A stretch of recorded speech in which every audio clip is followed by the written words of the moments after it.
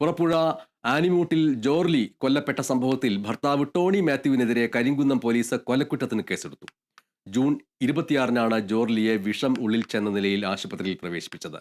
ഭർത്താവ് ബലം പ്രയോഗിച്ച് വിഷം കുടിപ്പിച്ചതാണ് എന്ന് മജിസ്ട്രേറ്റിനും പോലീസിനും മൊഴി നൽകിയതാണ് നിർണായകമായത്.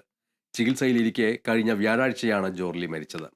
സ്ത്രീധനത്തിന്റെ പേരിൽ ജോർലിയെ ഭർത്താവും കുടുംബവും പീഡിപ്പിച്ചിരുന്നതായും കുടുംബം ആരോപിക്കുന്നു. എറണാകുളത്ത് 12-കാരി പനി ബാധിച്ച് മരിച്ചു. അയ്യമ്പുഴ സ്വദേശി ജനീറ്റയാണ് മരിച്ചത്. 2 ദിവസമായി ജനീറ്റ ആശുപത്രിയിൽ ചികിത്സയിലായിരുന്നു. ശരീരം വേദനയും മറ്റ് പനി ലക്ഷണങ്ങളുമായി ആശുപത്രിയിൽ പ്രവേശിപ്പിക്കുകയായിരുന്നു. 12-കാരിയാണ്, അയ്യമ്പുഴ സ്വദേശിയാണ്. ജനീറ്റ എന്നാണ് പേര്. 12 വയസ്സേ ഉണ്ടായിരുന്നുള്ളൂ. 2 ദിവസമായി ചികിത്സയിലായിരുന്നു. ഇപ്പോൾ മരണവാർത്ത പുറത്തു വന്നിരിക്കുന്നു.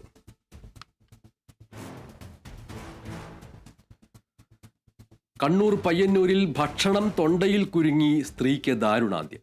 കുഞ്ഞിമംഗലം സ്വദേശി കമലാക്ഷിയാണ് മരിച്ചത്. ഭക്ഷണം കഴിക്കുന്നതിനിടെ തൊണ്ടയിൽ കുരുങ്ങുകയായിരുന്നു. അതേ തുടർന്ന് ശ്വാസം മുട്ടി ആശുപത്രിയിലേക്ക് കൊണ്ടുപോയി.